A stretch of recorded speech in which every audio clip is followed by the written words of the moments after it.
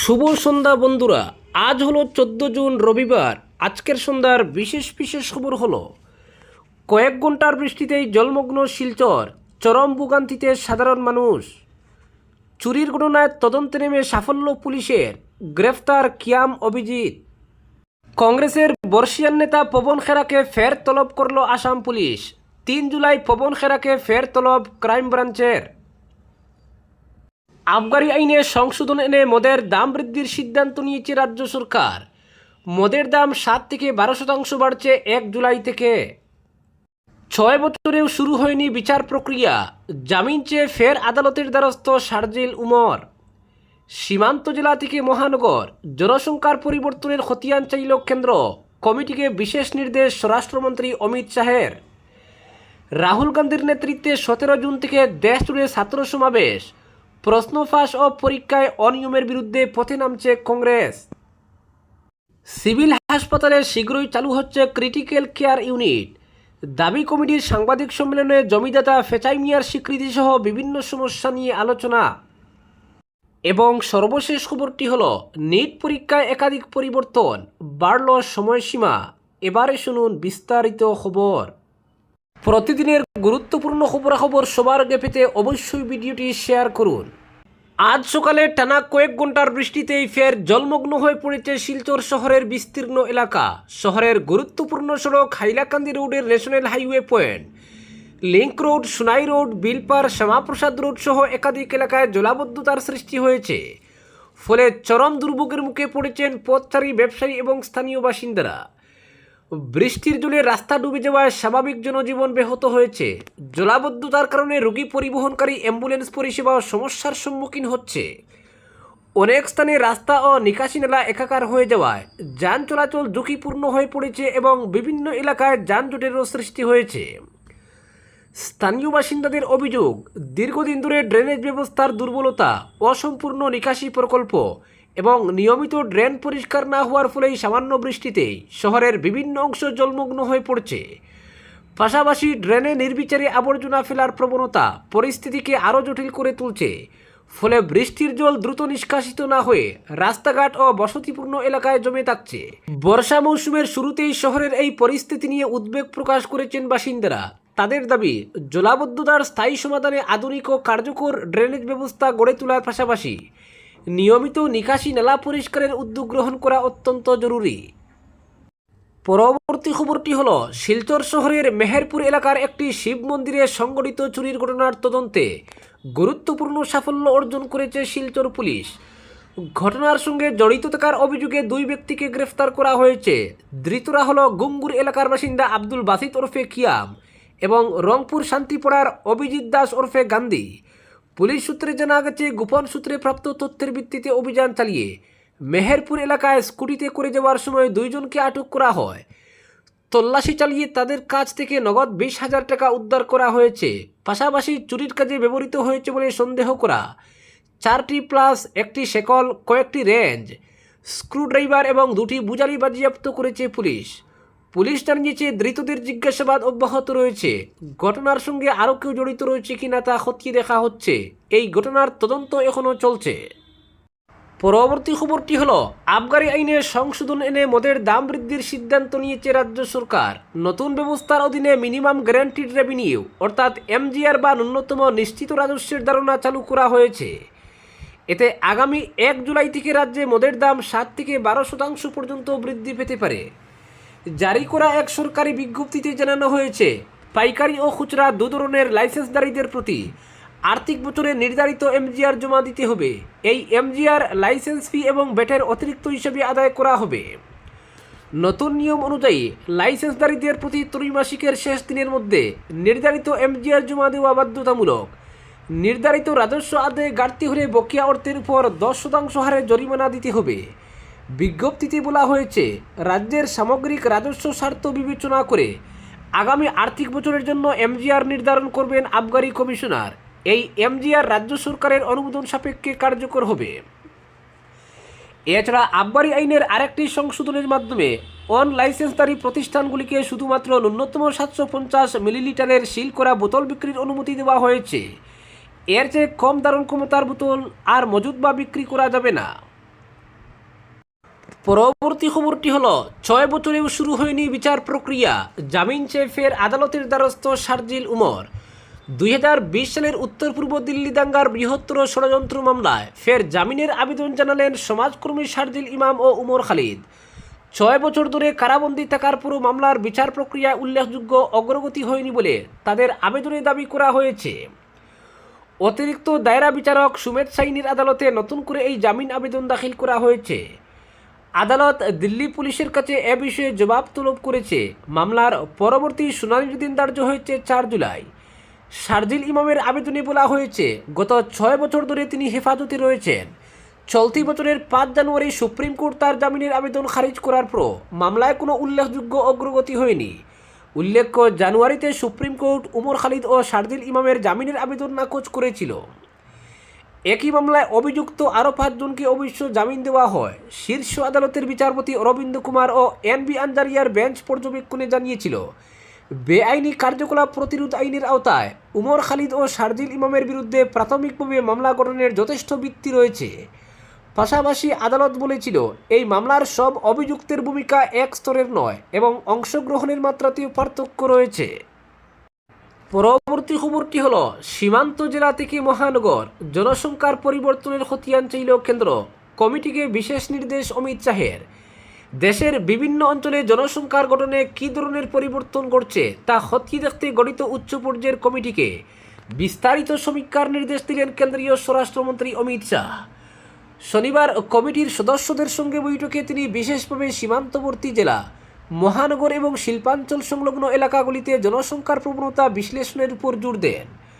স্বরাষ্ট্র মন্ত্রকের সূত্রে জানা গিয়েছে, সীমান্ত সংলগ্ন জেলাগুলিতে জনসংখ্যার কাঠামোয় সাম্প্রতিক সময়ে কী পরিবর্তন ঘটেছে তার বিস্তারিত প্রতিবেদন প্রস্তুত করতে বলা হয়েছে কমিটিকে।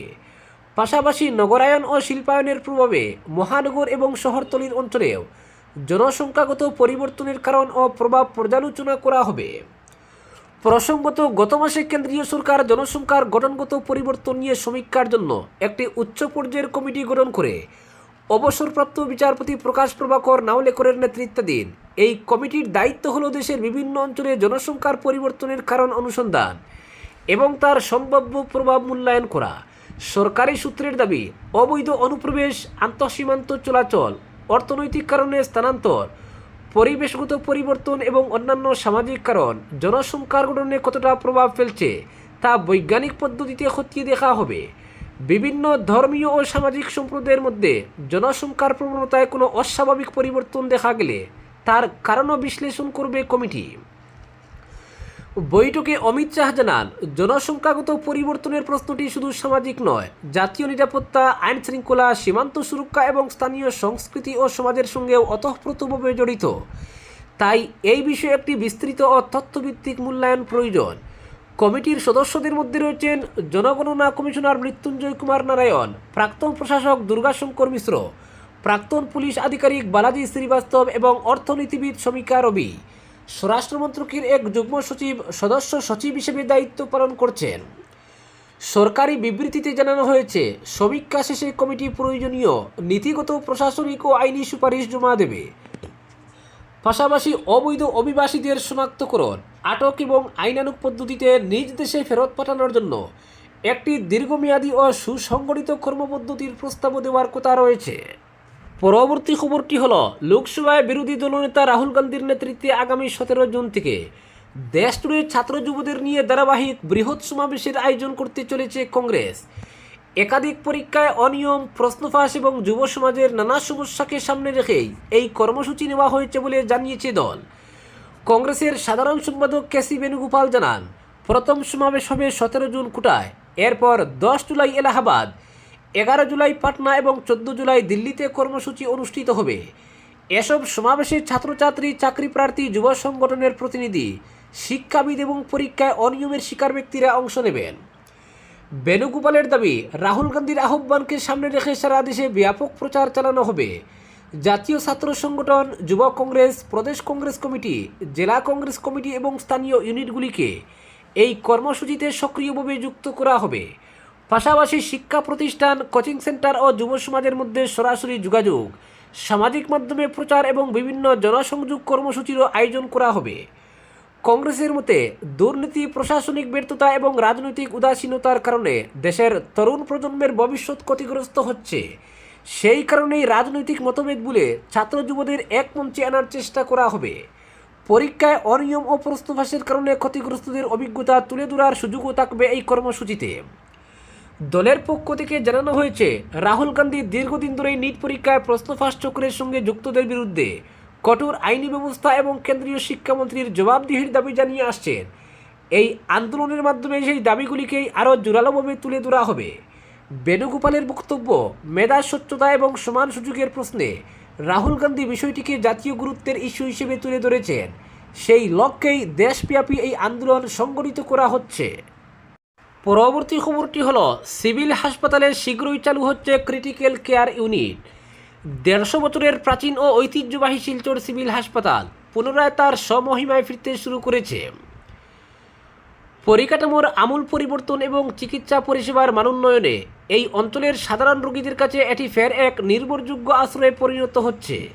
শিলচরে আয়োজিত এক সাংবাদিক সম্মেলনে এই অভিমত ব্যক্ত করেন শিলচর সিভিল হাসপাতাল আধুনিকীকরণ দাবি কমিটির কর্মকর্তারা। তবে উন্নয়নের এই ধারায় বেশ কিছু খামতি রয়ে গেছে বলে উল্লেখ করে তারা জানান, সেই সব সমস্যার সমাধানে কমিটি নিরলস প্রচেষ্টা চালিয়ে যাচ্ছে। একই সঙ্গে হাসপাতালের সার্বিক মানোন্নয়নে কেবল কমিটির উপর নির্ভর না করে শহরের সচেতন নাগরিক ও বেসরকারি সংগঠনগুলোকেও গঠনমূলক মতামত ও সহযোগিতার হাত বাড়িয়ে দেওয়ার আহ্বান জানানো হয়েছে। আন্দোলন শুরুর দীর্ঘ 5 বছরের অভিজ্ঞতার কথা তুলে ধরে কমিটির পক্ষে কমল চক্রবর্তী জানান, আগামী 6-7 মাসের মধ্যেই হাসপাতালে ক্রিটিক্যাল কেয়ার ইউনিট পূর্ণমাত্রায় সক্রিয় হয়ে উঠবে।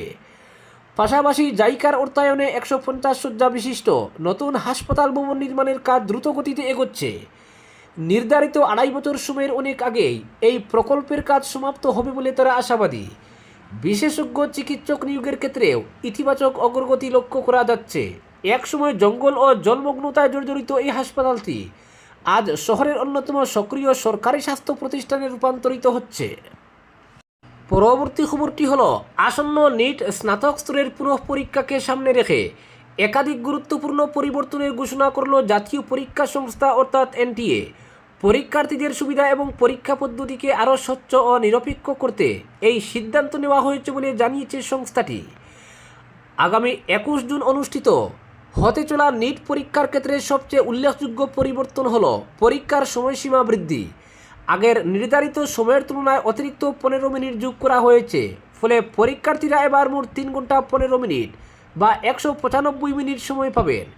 পরীক্ষা শুরু হবে দুপুর 2টায় এবং শেষ হবে বিকেল 5টা 15 মিনিটে। শুধু সময়সীমাই নয়, বাড়ানো হয়েছে রাফ কাজের জন্য বরাদ্দ পাতার সংখ্যা। এতদিন পরীক্ষার্থীরা 2টি পাতা ব্যবহার করতে পারলেও এবার 4টি পাতা দেওয়া হবে।